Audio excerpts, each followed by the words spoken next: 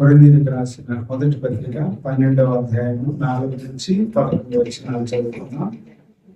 కృపావరములు నానావిధముగా కానీ ఆత్మ ఒక్కడే, మరియు పరిచర్యలు నానా విధములుగా ఉన్నవి కానీ ప్రభువు ఒక్కడే. నానా విధములైన కార్యములు కలవు కానీ అందరిలోనూ అన్నిటినీ జరిగించు దేవుడు ఒక్కడే.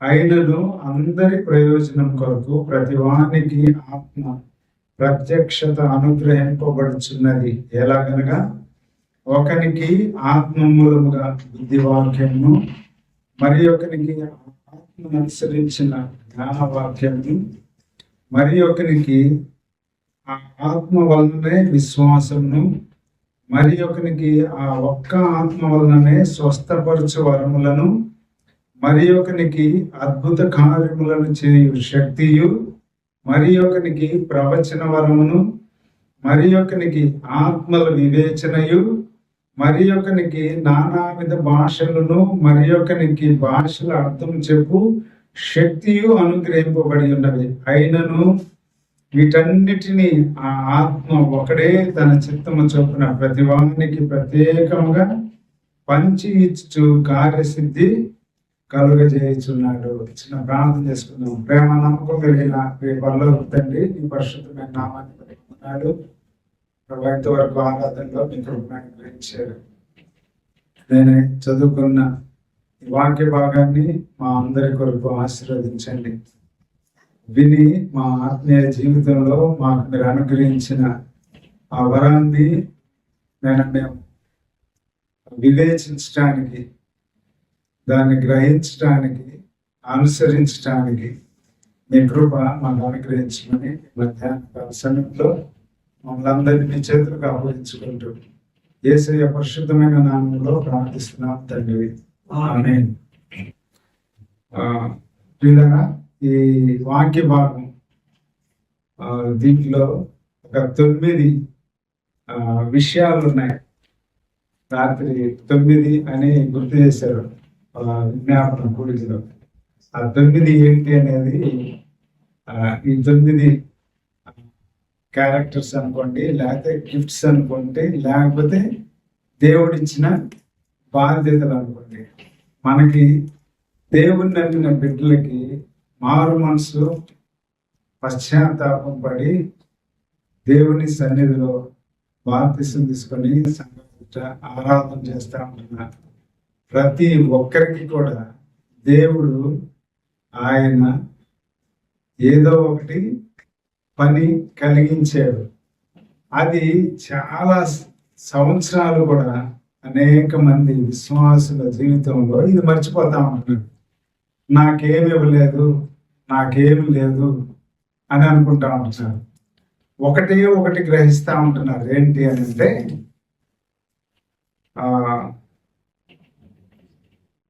సంఘములో బాధ్యత పెద్దలకి లేదా పరిచారకులకి ఎఫ్ఎస్సి పత్రిక 4వ అధ్యాయంలో చెప్పిన ఆ గిఫ్టులు మాత్రమే అనుకుంటారు. అవి సంఘంలో బాధ్యత కలిగిన కొందరికి మాత్రమే అనుగ్రహించబడి, కానీ రక్షించబడిన ప్రతి ఒక్కరికి ఇప్పుడు చదువుకున్న ఈ వాక్య భాగంలో అది నాకు ఇవ్వలేదు అని అన్నాము అని అంటే, దైవికంగా రక్షించబడిన మనము దాన్ని ఐడెంటిఫై చేయలేకపోతుంటున్నాము అని మనం గ్రహించాలి. ఏంటి అని అంటే, ఇక్కడ చదువుకున్న వాటిలో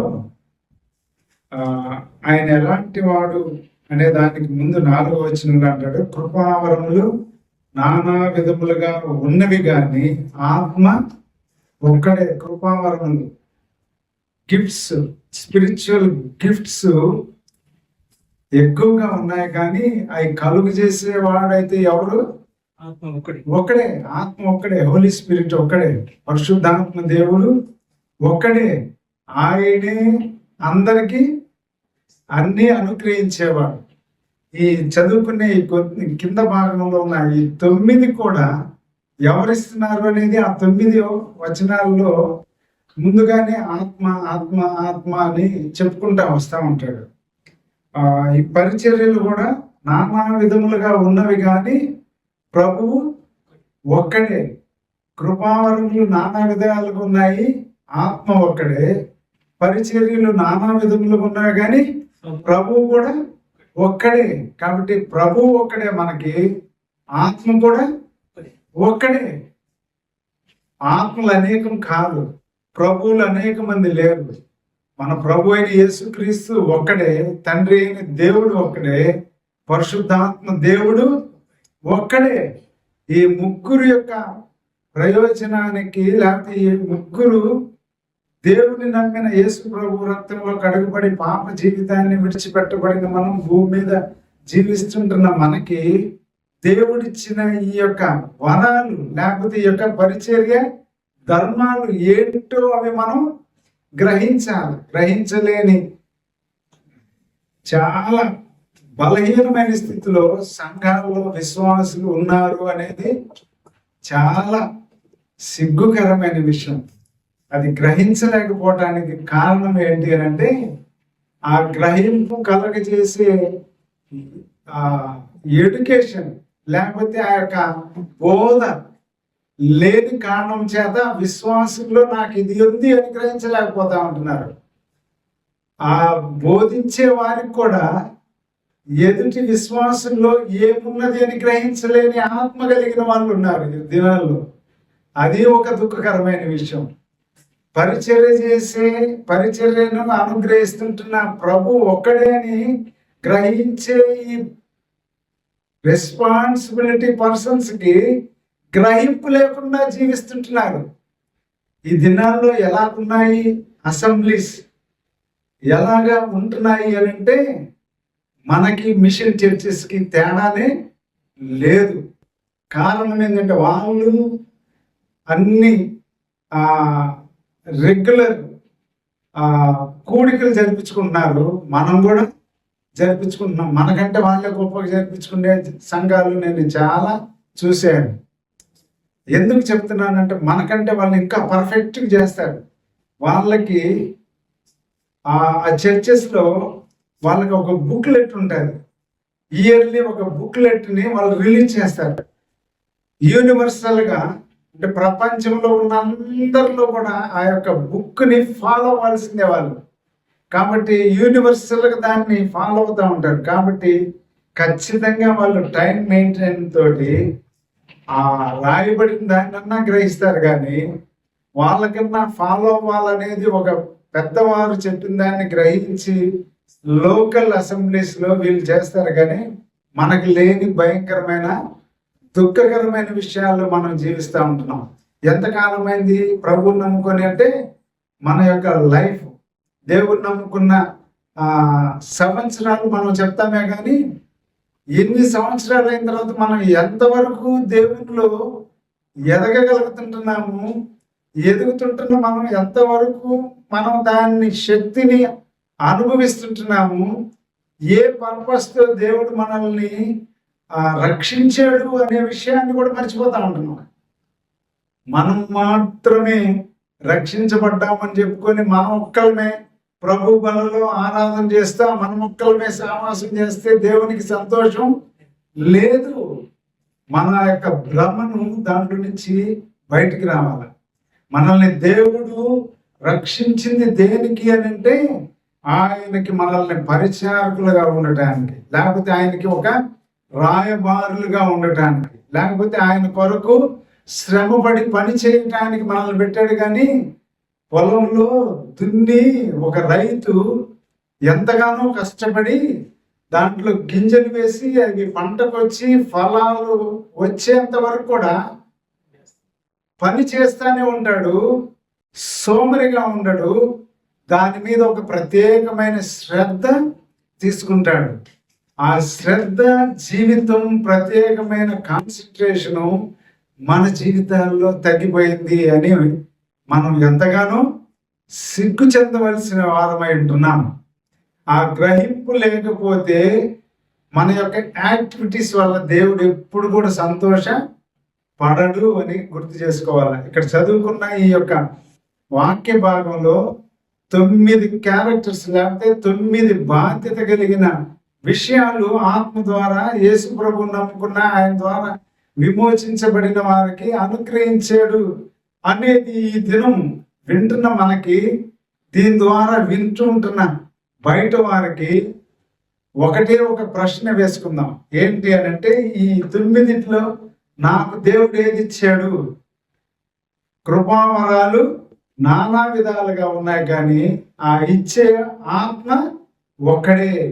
పరిచర్యలు నానా విధాలుగా ఉన్నాయి, కానీ ఆ పరిచర్యలు ఇచ్చే ప్రభువు ఒక్కడే. కాబట్టి ఇది ఏది నాకు అనుగ్రహించాడు అది గ్రహించాలా. ఒక రెస్పాన్సిబుల్గా ఒక అసెంబ్లీని గైడ్ చేసి, ఒక అసెంబ్లీని బాధ్యత కలిగి మనము జరిపిస్తున్నాము అని అంటే, ఆ కుటుంబంలో హెడ్ ఆఫ్ ది ఫ్యామిలీ ఎలాగైతే పిల్లల ఎడల కేర్ తీసుకొని వాళ్ళ యొక్క నాలెడ్జ్ని, లేకపోతే వాళ్ళు ఎదుగుతూ ఉంటుండగా వాళ్ళకి ఏది సూటబుల్ లేకపోతే ఏది అని కేర్ తీసుకొని తల్లిదండ్రులుగా వాళ్ళని ఆ విధానికి, ఆ విధమైన వాటికి వాళ్ళని మలిచి వాళ్ళ ఒక ప్రయోజనకారిగా తీర్చబడితే ఆ పేరెంట్స్కి ఎంత సంతోషమో. దేవుడు మనల్ని కూడా కాపాడటానికి, కావలించటానికి, ఏలటానికి, లేకపోతే బోధించటానికి, వీటిలన్నిటికీ మనకి ఆ యొక్క బాధ్యతలు ఇచ్చాడు అని అంటే అది మనం గ్రహించాలి.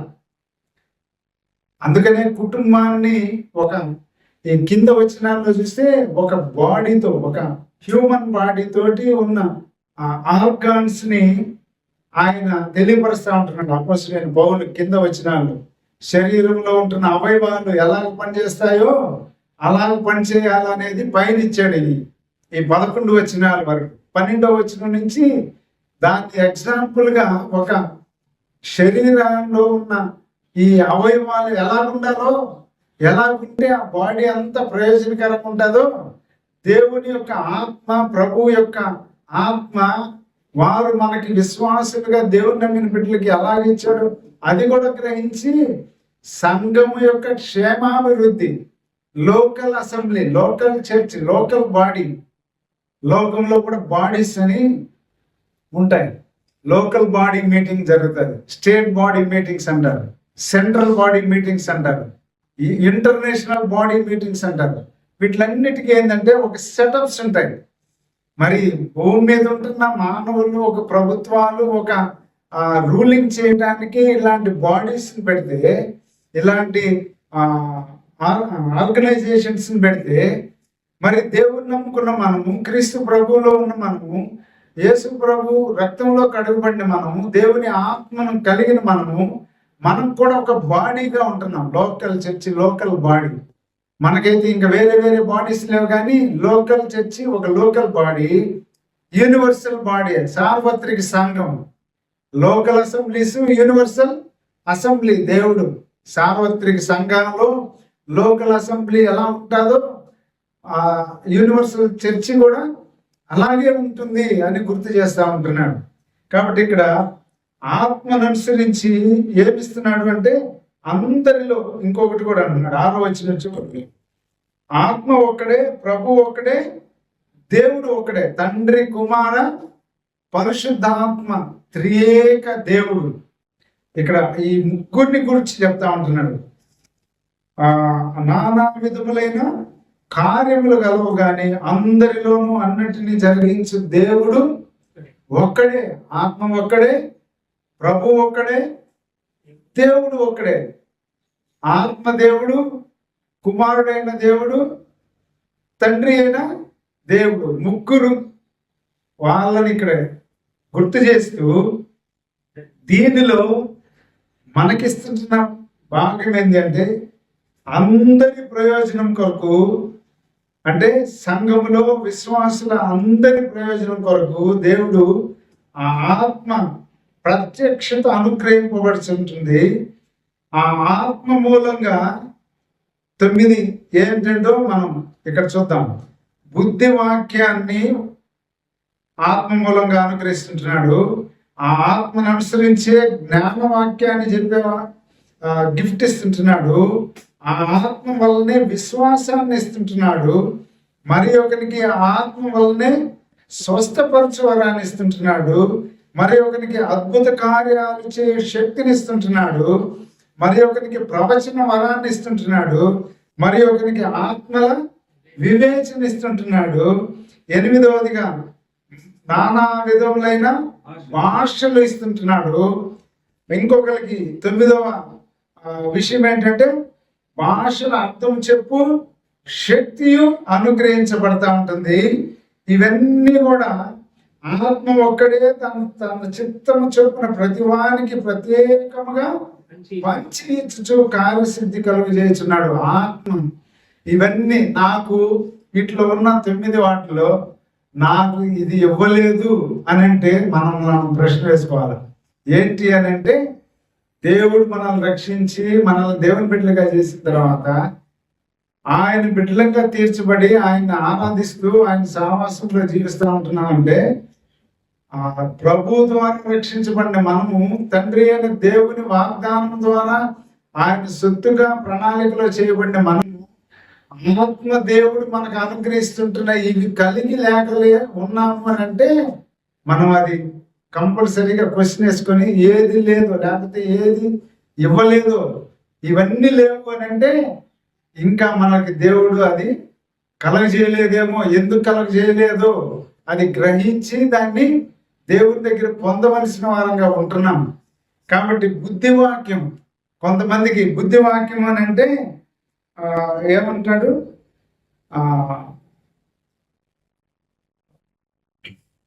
బుద్ధి కలిగే వాక్యాన్ని చెప్పటం అని అంటే మనకి బుద్ధి లేదని అనుకుంటే ఆ బుద్ధి కలుగు చేసే దేవుని యొక్క శుద్ధమైన వాక్యాన్ని అంటే తప్పిపోతుంటున్న వాళ్ళని సరిచేసే వాక్యాన్ని ఇచ్చే వాక్యము దేవుడు మనకు అనుగ్రహించాడు. అనేక సార్లు మన జీవితాల్లో, మన దైనందిన జీవితాల్లో, విశ్వాస జీవితంలో, మన యొక్క యాత్రా జీవితంలో, వర్క్ ప్లేస్లో, జర్నీ ప్లేస్లో, లేకపోతే ఎడ్యుకేషన్ ప్లేస్లో ఎక్కడైతే ఉంటున్నామో అక్కడ ఇలాంటి సందర్భాల్లో ఆత్మ లోపల నుంచి మనకి ఆ యొక్క ప్రేరేపణ కలిగజేస్తూ ఉంటాడు. ఒక్కొక్కరు దారి తప్పిపోతూ ఉంటున్నారు. వాక్యంలో సరి అయిన వాక్య బోధ వారు గ్రహించని స్థితిలో ఉంటే వారికి ఏం బోధ కావాలా? బుద్ధి వాక్యం కావాలా? సరి చేసే వాక్యాన్ని ఉపదేశించే వాక్యం కలిగిన ఆత్మదేవుడు అనుగ్రహించింది మనం ఇవ్వాలి. అది లేదు అని అనుకుంటే రెండోది ఏంటంటే జ్ఞానవాక్యం కదా. రెండోది జ్ఞానవాక్యాన్ని ఇస్తా ఉంటున్నాడు అని అంటున్నాడు. జ్ఞానవాక్యం కూడా లేదు మనకి అని అనుకుంటే అది కూడా జ్ఞానవాక్యం విజ్డమ్ అంటాడు కదా. నాలెడ్జ్, విజ్డమ్, బుద్ధివాక్యం, నాలెడ్జ్ అంటే జ్ఞానవాక్యం. రెండింటినీ ఇక్కడ ఇంగ్లీష్లో ఏమంటే one is given by the spirit the word of wisdom, to another the word of knowledge by the same spirit. కొందరికి బుద్ధివాక్యం, కొందరికి జ్ఞానవాక్యం. ఈ రెండింటిని నాలెడ్జ్, దేవుని గురించిన జ్ఞానం నాకు లేదు అనున్నాము అని అంటే మనము దేవుని వాక్యాన్ని పఠించట్లేదు, దేవుని వాక్యాన్ని ధ్యానించట్లేదు. దేవుని వాక్యాన్ని కానీ మనం ధ్యానించగలిగితే దేవుడు దాంట్లో నుంచి మనకి బుద్ధి వాక్యాన్ని ఏ విధంగా ఉపదేశించవచ్చో, ఎవరికి ఎలాంటి చెప్పచ్చో, బుద్ధి కలిగి చేసేదానికి, బుద్ధి తెలియపరచడానికి అది అనుగ్రహిస్తాడు అనేది మనం మర్చిపోకూడదు. మూడవదిగా మనం చూస్తే విశ్వాసం, ఆత్మ వలన విశ్వాసం. కొందరికి నాకు విశ్వాసం లేదు అనే వాళ్ళు ఉంటారు. దేవుడు నమ్ముకున్నా కూడా దేవుడు విశ్వాసం ద్వారా మనల్ని కృపచేత రక్షించాడు అనే విషయాన్ని కూడా మర్చిపోయి డౌట్లో ఉంటారు. అంత మాత్రమే కాదు, దేవుడు నాకు ఇది ఇస్తాడో లేదో అనే సందేహం. విశ్వాసం లేని వారు కూడా విశ్వాసులు ఉన్నారు. దాని తర్వాత ఆత్మ దేవుడు అది అనుగ్రహించిన సంగతి కూడా మర్చిపోయేవారుగా ఉంటున్నారు. దాని తర్వాత స్వస్థపరచు వరం, స్వస్థపరచు వరం. శరీర సంబంధమైన స్వస్థత మనకి లేదు, ఇచ్చేది లేదు అని అనుకుంటాం. దేవుడు ఎంతో మంది భక్తులకి, ఎంతో మంది విశ్వాసులకి వారు దేవుని సన్నిధిలో పాదాలు పట్టుకొని అడిగితే రోగిని స్వస్థపరుస్తాడు అని ఎక్కడ చూస్తాం? యాకోబు పత్రికలో కూడా చూస్తాం. పెద్దలు వారు నూనె రాసి ప్రార్థన చేస్తే ఆ యొక్క రోగి స్వస్థపరచబడతాడు అని అన్నాడు. అంటే మనకి విశ్వాసం లేదు. ఎదుటి వారి గురించి ప్రార్థన చేస్తా ఉన్నాము అని అంటే వారికి దేవుణ్ణి మనం రక్షకుడిగా అంగీకరించిన మనము దేవాని చిత్తమైతే దీన్ని వీరికి స్వస్థత దయచేయి అని ప్రార్థన చేస్తే కొంతమంది ప్రార్థన ద్వారా స్వస్థపరచబడిన వాళ్ళు ఉన్నారు. ఫాక్స్ గారు రక్షించబడి మిషనరీగా భారతదేశానికి వచ్చిన కొత్తలో ఆయన ఈ ప్రవచన వరం అంటే దేవుని వాక్యాన్ని, బుద్ధి వాక్యాన్ని, జ్ఞాన వాక్యాన్ని, ఉపదేశించే వాక్యాన్ని చెప్తూ ఉంటుండగా కుష్ఠరోగికి ప్రార్థన చేస్తే కుష్ఠరోగి సంపూర్ణంగా నయమయ్యాడంట. జరిగిన విషయమే ఇది. కుష్ఠరోగి సంపూర్ణంగా శుద్ధీకరించబడితే ఆయనకి భయం వేసి, అయా ఈ స్వస్థపరిచే వరంగానంటే నీవు నన్ను ఇక్కడికి పంపించిన విషన్ సువార్త ప్రకటించడానికి, ఆత్మల రక్షణ కొరకు నన్ను ఇక్కడ పంపించావు భారతదేశానికి, ఆంధ్రప్రదేశ్కి. కాబట్టి సౌత్ ఇండియాకి నువ్వు నన్ను పంపించిన పర్పస్ కంటే ఇది ఎక్కువైపోద్ది. దీని ద్వారా నీకు మయం కంటే నాకు మహిమ ఎక్కువైపోతుంది. కాబట్టి ఇక మీద నుంచి నాకు ఈ వరము వద్దు, నాకు బోధించే వరం, ఆత్మల రక్షణ వరం, విశ్వాసంలో స్థిరపరచబడే వరం, ఈ వరాన్ని నాకు ఇవ్వు అని ప్రార్థన చేశాడంట. దాని తర్వాత మరి అన్నాడు కూడా ఇంకా మళ్ళీ ఆయన ద్వారా కాకుండా ఆయన ద్వారా ఆత్మల రక్షణ, ఆత్మలకు స్వస్థత, ఆత్మలో రక్షణ, పాపపు రోగాన్ని నుంచి నివృత్తి కలిగే గొప్ప వరాన్ని దేవుడు ఫాక్స్ గారికి అనుగ్రహించాడు. ఆయన పుస్తకంలో, ఆయన జీవిత చరిత్రలో చూస్తే మనకి అర్థమవుతుంది. కాబట్టి దేవుడు ఇవ్వకుండా ఉండడు, కానీ దానిని దేవుని మహిమ కొరకు కాకుండా మన స్వార్థం కొరకు, మన మహిమ కొరకు ఉండే పని అయితే దేవుడు దానిని దూరం చేస్తాడు. దేవుని పర్పస్ ఏదైతే ఉందో దానిని ఆయన ఇవ్వటానికి ఇష్టపడతాడు అని మనం చూస్తూ ఉంటున్నాం. దాని తర్వాత అద్భుత కార్యములు చేయు శక్తి, మిరాకిల్స్, అద్భుతాలు జరుగుతాయి మన ద్వారా మనం ప్రార్థన చేస్తే. అవి ప్రార్థనలో మనం చేస్తా ఉంటే అలాంటివి జరగట్లేదు అని అంటే మనలో తేడా ఉంది, కానీ దేవుని యొక్క శక్తిలో, ఆత్మదేవుని శక్తిలో తేడా లేదు. అది గ్రహించగా మనల్ని మనము సెల్ఫ్ సపోర్ట్ చేసుకుంటాం. ఏంటంటే ఇవన్నీ లేవు, ఇవన్నీ దూరం అయిపోయినాయి అని మనల్ని మనమే సమర్థించుకుంటా ఉంటాం. తప్పు చేసిన వాడు తప్పును ఒప్పుకోవడానికి ఇష్టపడడు, కానీ తప్పును కప్పుపుచ్చుకోవడానికి సమర్థించుకుంటాడు. ఒక నేరస్తుడు లేకపోతే ఒక తప్పు చేసిన వాడు. అలానే మన జీవితంలో కూడా దేవుడు ఇచ్చే వాటిని పొందలేక, లేకపోతే అది గ్రహించలేక దానిని గురించి సమర్థించుకొని ఆ దేవునికి, అంటే ఆత్మదేవునికి, పరిశుద్ధాత్మ దేవునికి, ప్రభువుకి మనమే వాటి నుంచి దూరం అయిపోయే పరిస్థితులు కూడా మనం గ్రహిస్తూ ఉంటున్నాం. దాని తర్వాత ప్రవచన వరం. ప్రవచన వరం అని అంటే, ప్రవచించే వరం అని అంటే ప్రవక్తలైపోయారని అంటారు ఒక్కొక్కరు. అర్థం కాక, ఆ మీనింగ్ అర్థం చేసుకునే జ్ఞానం లేక దేవుడిచ్చే బుద్ధి జ్ఞానం, వివేచన జ్ఞానం, ఆత్మ జ్ఞానం పైన రెండోది చదివాం కదా. ఆ ఆత్మ జ్ఞానాన్ని అర్థం చేసుకునే ఆత్మ గ్రహింపు లేక దేవుని ప్రవచన వరం అని అంటే మనం ప్రవచించే వారం కాదు అని అంటాం. ప్రవచించేవారు మనం ఎలా ప్రవచిస్తున్నామనంటే దేవుడు మనకిచ్చిన ఈ యొక్క ఆయన వాక్యాన్ని, ఆయన మనకు అనుగ్రహించిన ఈ పరిశుద్ధ వాక్యాన్ని మనం వాటిని విడమరిచి, దేవుడు మనకు అనుగ్రహించిన కొలది దీనిలో ఉన్న ఆంతర్యాన్ని ఎక్స్ప్లెయిన్ చేస్తూ ఉంటున్నాం, డీటెయిల్గా చెప్పగలుగుతూ ఉంటున్నాం. అదే ప్రవచన వరం.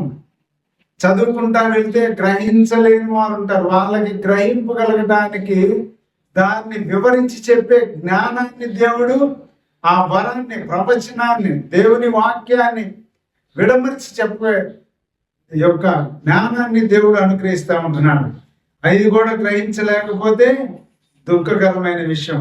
ఆత్మల వివేచన, ఆత్మల యొక్క వివేచన అంటే దేవుని నమ్మిన పిల్లల యొక్క స్థితిగతులు, ఆత్మీయ జీవితం గురించి, వారి యొక్క ఆత్మీయ బాగోగుల గురించి, వారి యొక్క యోగక్షేమాల గురించి యోచించవలసిన వివేచన శక్తి దేవుడు, ఆత్మదేవుడు మనకు అనుగ్రహించాడు.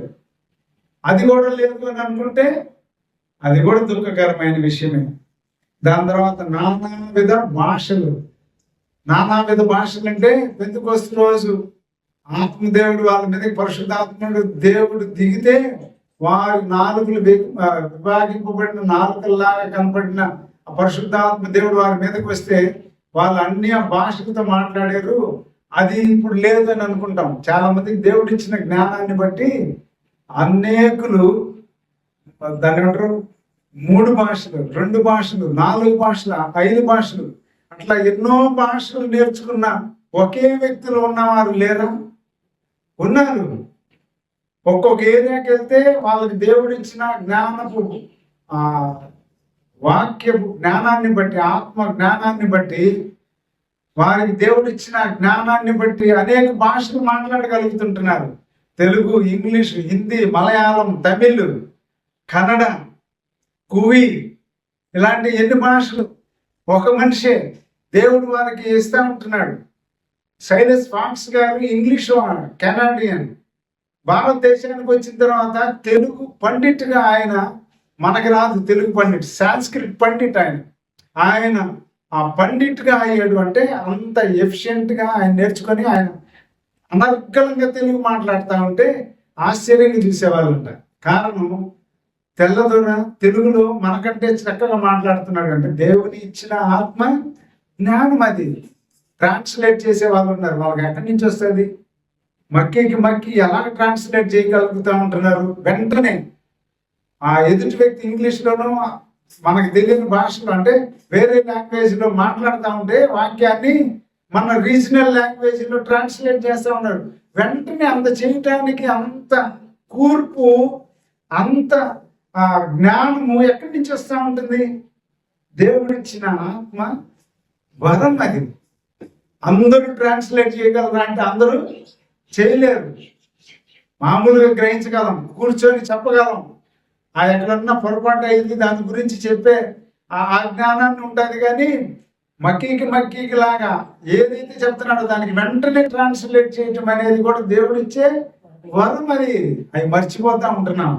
కాబట్టి ఇవన్నీ అనుగ్రహించేవాడు ఎవరంటే ఆత్మదేవుడే.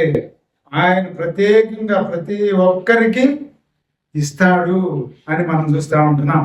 చాలా రెఫరెన్స్లు రాసుకున్నాం కానీ అవన్నీ చదవడానికి ఇప్పుడు కుదరదు, టైం అయిపోయింది. 2 వచనాలు చదువుకుందాం. రోమా పత్రిక 12వ అధ్యాయము 4-5 వచనాలు కలిసి ఉన్నాయి. కింద ఇంకా ఉన్నాయి, అవన్నీ చదువుకుంటే మనకే అర్థమవుతాయి.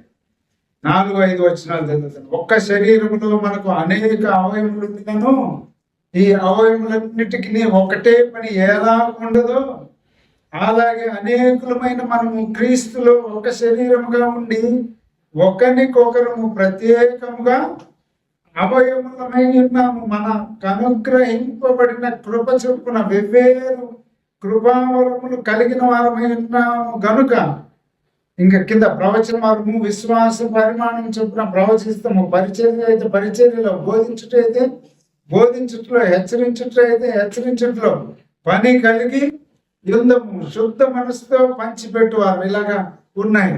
అలానే ఎఫెసీయులకు రాసిన పత్రిక 4వ అధ్యాయము, ఎఫెసీయులకు రాసిన పత్రిక 4వ అధ్యాయం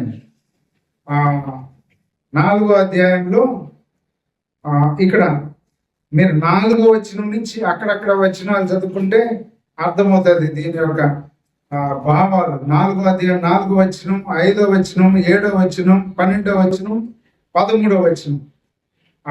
4వ అధ్యాయం 4వ వచనంలో శరీరం ఒక్కటే, ఆత్మ ఒక్కటే, ఆ ప్రకారమే మీ పిలుపు విషయమై ఒకటే నిరీక్షణ ఎందుటకు పిలువబడితిరి. ప్రభువు ఒకటే, విశ్వాసం ఒకటే, బాప్తిస్మము ఒకటే, అన్ని ఒకటే. దాని తర్వాత క్రీస్తు మనకు అనుగ్రహించిన వరం యొక్క పరిమాణం చొప్పున కృప ఇవ్వబడింది. క్రీస్తునకు కలిగిన సంపూర్ణత, సమానమైన సంపూర్ణత కలవారం ఒకటకు ఆయన మనల్ని నియమించాడు అని అంటూ 13వ వచనంలో అంటాడు, పరిశుద్ధులు సంపూర్ణులగునట్లు క్రీస్తు శరీరము క్షేమాభివృద్ధి చెందుటానికి పరిచర్య ధర్మం జరుగుటకును ఆయన కొందరిని అపోస్తలులు గాను, కొందరిని ప్రవక్తలు గాను, కొందరిని సువార్తికులను గాను, కొందరిని కాపరులు గాను, ఉపదేశకులు గాను నియమించెను. వీటిల్లో ఫలాంది లేదు, ఫలాంది ఉంది అనే అధికారం నీకు నాకు లేదు అని గుర్తుపెట్టుకున్నాను. దేవుని యొక్క వాక్యము అప్పటికి ఇప్పటికీ ఎప్పటికీ ఉంది. ఆయన ఎలాంటి వాడు? ఆది అంతము లేనివాడు. ఆయన భూత వర్తమాన భవిష్యత్ కాలంలో ఉన్నవాడు. కాబట్టి దేవుని యొక్క వాక్యము అంతకు ముందుకి జరుగుతుంది, ఉంది, ఇప్పటికీ ఉంది, రాబో తరానికి కూడా ఉంది. ఆయన ఆత్మదేవుడు, ఆ పరిశుద్ధ ఆత్మదేవుడు భూమి మీద ఉన్నంత కాలము ఆయన ఎవరికి ఎలాంటిది ఇస్తే ఆ ఏరియాలో, ఆ సంఘంలో, ఆ ప్రదేశంలో, ఆ పరిస్థితుల్లో అది దేవుడు క్షేమం కొరకు అది అనుగ్రహించబడతాదో దాన్ని ఇస్తాడు. ఇవ్వడు అనే దానికి, నో అనే దానికి మనకి అధికారము లేదు. అది అంటున్నాము అని అంటే కుమ్మరివాడిని ఎవరు ప్రశ్నిస్తున్నారంట? కుండ ప్రశ్నిస్తుందంట. సార మీద ఆయన చేసి ఆ మట్టితో చేయబడుతున్న వాళ్ళు మనం. ఆయన మనకి ఏది అనుగ్రహిస్తాడో అది ఇస్తాడు. అది ఇచ్చింది గ్రహించి దాని ప్రకారం మనం జీవించి ఆ పనిలో నిమగ్నమై ఉండాలి.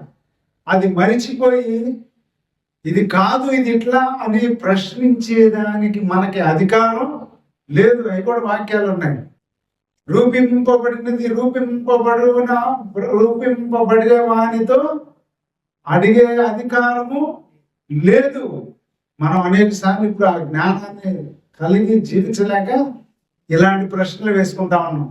ఇప్పుడు ఎక్కడ ఉన్నాయి, ఇప్పుడు ఎవరు ఇచ్చారు, ఇప్పుడు లేవు అనే దానికి ఉంటే కింద మిగతా తర్వాత కూడా ఆయన ఇచ్చుకుంటానే వెళ్తా ఉంటాడు. కొన్ని దగ్గరలో ఒక్కొక్కళ్ళు అన్నిలు ఒక్కొక్క ప్రదేశంలో రక్షించబడిన వారి సాక్ష్యాలు వింటే గొప్ప మిషనరీస్ గా ఎంతో మందిని రక్షించిన వాళ్ళ వారి యొక్క రక్షణ సాక్ష్యం పాప జీవితాన్ని నుంచి విడిపించబడింది ఉంటే కొందరిని ఆయన ప్రత్యక్షంగా వారికి మాట్లాడుతూ కనిపించిన విషయాల్లో రకరకాలు శాంతి సుందర్ సింగ్ ఎవరు బోధించారు? బైబిల్ని చించి కాల్చి వేసిన వాడు. ఆయనకి ఎవరు చెప్పారు? భగత్ సింగ్ గారికి ఎవరు చెప్పారు? చెప్తే కాల్చి వేసేసాడు. వాక్యాన్ని బోధిస్తుంటే ఒకరోజు మోకాళ్ళు దగ్గాడంట. సాధు సుందర్ సింగ్ అయితే చచ్చిపోవాలనుకుంటే కనపడ్డాడు. నువ్వు ఎవడో కనపడాలంటే ఆయన మాట్లాడాడు. కనపడలేదు అనే దానికి ఎవరికి అధికారం ఉంది? ఆయన కంటే మన గొప్ప వాళ్ళమా? హిమాలయాల్లో చెప్పులు లేకుండా భయంకరంగా దేవుని సువార్త ప్రకటించిన గొప్ప సాధువు, కోటీశ్వరుడు. ఆయన కంటే గొప్ప వాళ్ళమా మనం? దుఃఖంగా మనల్ని మనం దేవుడు మనకి ఏది ఇస్తుంటున్నాడో దాన్ని గ్రహించి దాని కొరకు జీవించే వారంగా ఉంటే అది దేవునికి భయంకరం. ఈ యొక్క శరీర భాగాల్లో అన్నీ ఒకటే ఉండడానికి పనిచేస్తే మిగతా అన్ని ఏముంటాయి? కొరింథీ రాసిన పత్రిక 1వ పత్రిక 12లో కింద అంటారు, చెవి చేయవలసిన పని కాళ్ళు చేస్తే ఏమవుతుంది, కాళ్ళు చేయాల్సిన పని ముక్కు చేస్తే ఏమవుతుంది అని అంటారు. కాబట్టి అట్లా ఉండటానికి దేవుడు మనల్ని సంఘంలో, లోకల్ అసెంబ్లీలో, లేకపోతే యూనివర్సల్ అసెంబ్లీలో దేవుడు ఆయన సంపాదించిన ఈ సంఘంలో ఆయన ఏర్పాటు చేసుకుంది. ప్రతి వానికి పని అప్పగించాడు. అది మనం గ్రహించాలా? అది గ్రహించి దాని ప్రకారం మనం ఆయన కొరకు, సంఘం కొరకు, ఆయన బాడీ వధువు సంఘం కొరకు, క్షేమం కొరకు, ఇక్కడ ఏమంటాడు? పరిశుద్ధులు సంపూర్ణులగటానికి క్రీస్తు అనే శరీరం వధువు సంఘం క్షేమం చెందటానికి పరిచర్య ధర్మం అంటే ఈ క్రీస్తు సంఘంలో పరిచర్య ధర్మము జరగటానికి కొందరుగా చేశాడు అని అంటాడు. కాబట్టి ఇలాంటివి ఇంకా ఎన్నో వాక్యాలు ఉన్నాయి. కాబట్టి ఇలాంటివి ఇంకొకసారి మళ్ళా వాటిని ధ్యానిద్దాం. కాబట్టి ఉదయకాల సమయంలో రక్షించబడిన మనకి దేవుడు మనల్ని కూడా ఏదో ఒక పని మనకు అనుగ్రహించాడు. ఆత్మదేవుడు పరిచర్య వరాల్లో ప్రభువు అందరిలో జరిగించడానికి దేవుడు ముగ్గురు త్రియేక దేవుడు తండ్రి కుమార పరిశుద్ధాత్మ దేవుడు మనకి ఆయన సంఘము శరీరము ఆయన వధువు సంఘం క్షేమం చెందడానికి మనకు అనుగ్రహించబడింది.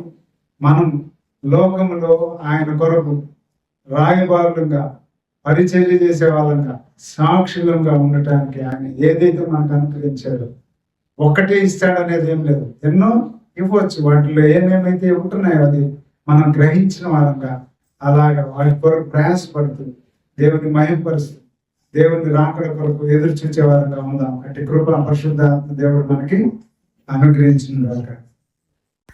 మీ నుంచి కోరుతున్నది ఒక్కటే, ప్రార్థించి లైక్ చేసి షేర్ చేసి సువార్త వ్యాప్తిలో పాలు పొందండి.